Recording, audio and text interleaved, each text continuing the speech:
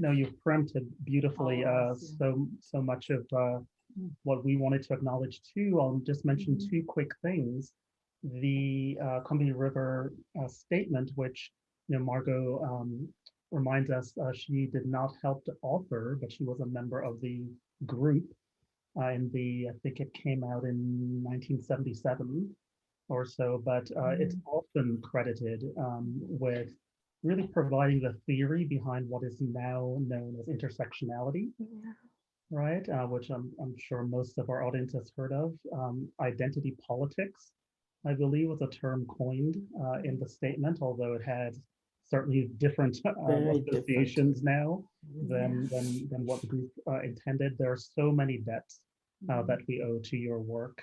And if we have time, I'd love to hear, from the perspective of those years, how you think it holds up and what some of the rest of the legacy is. But I know we have lots of other things related things to talk about. Maybe please, since you just asked it. Maybe. Well, we'd love to hear.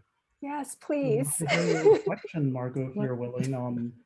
Okay. Well, I don't think this was part of the questions, but I think there's several things really important that I'd like you all to really think about. And the first thing is that when that statement was written, it was commissioned by a white academic named Zila Eisenstein, who wanted to include something from the collective in her edited volume, right? And in what makes the statement what it is thanks to so many, at that time, women's studies faculty, right, who used it as part of their essential reading, right? So this is an important example of how academics can actually support and be in partnership with activists. And I think that's really important because we hear the nightmare stories, of how we go around ripping, off communities and taking an extractivist relationship to communities. And I think this was really extraordinary. And I think, so first, if Zila hadn't commissioned it, and two, if women's studies faculty hadn't kept assigning it, years after years, it's now, 4 decades or something, it would be sitting like so many other good works, right? So one of the questions I think is, how do we, whether you're an academic or you're a community worker, you're a parent, what you know about your children, elder care, if you're doing that, how do you activate the knowledge you have, right? And by activating, I mean, how do you use it to bring people together, have people thinking about things in a different way, et cetera. So that's the first thing.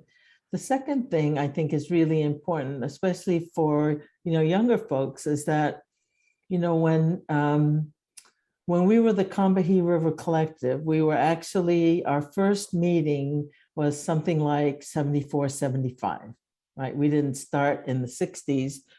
All of us had some relationship to movements of the 60s, but the Combahee River Collective actually started in early mid-70s. When we were together, we could not have imagined 40 years later, 45 years later, people would still be talking about the Combahee River Collective, right? And part of it is, yes, the statement is really excellent. It was way ahead of its time. We were out as Black lesbians. That was, just completely kind of unheard of, because in Black communities, gays and lesbians were white people's disease, but then here we are just kind of out publicly. And so we were not out to make history. What we were trying to do was explain ourselves to ourselves and to really think about what was our role, given our identities and our personal experiences, what roles could we play in improving the lives of people who we considered community, right? So it wasn't like, okay, we're going to put this on our resume and people are going to be calling us to be on these panels 45 years later, right? And I think there was something about that kind of intention,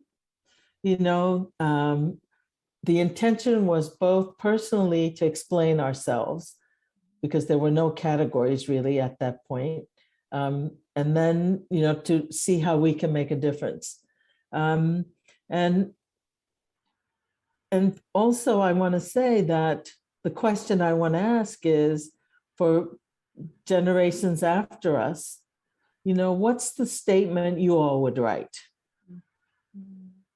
right, that pertains to this historic moment, given what's happening? I mean, talk about militarism and militarization. Boys with guns, all they do is shoot, right?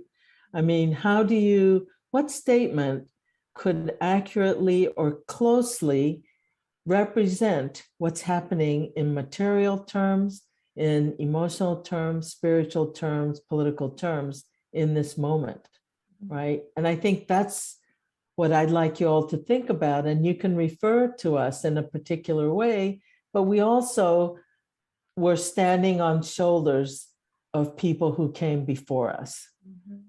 Like Kimberly Crenshaw stood on our shoulders. Do you know what I mean? So we're always standing on somebody's shoulders. And so it seems to me that part of doing this work is acknowledging that. Yeah. And not just thinking like, oh, we're so smart and we had the correct analysis and we came up with this brilliant statement, right?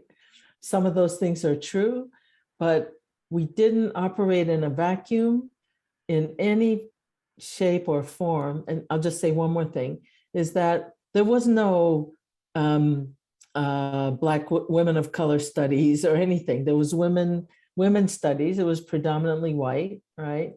And so what we relied on were novels. Toni Morrison, Mary Helen Washington had a wonderful collection of short stories called Black-Eyed Susans. Nella Larson, all these, because that's what was amazing about it is that those novels were written from embodied experiences, right? Embodied knowledge. And I think that's why they have such an impact. Wow. So I'll just stop at that. And, I could go on, but the most important thing is, what's the statement you all would write now, right? And on whose shoulders are you standing? Besides the Combahee River Collective. Yeah, And Margo. Sujin, you were way too generous. Thank you so much.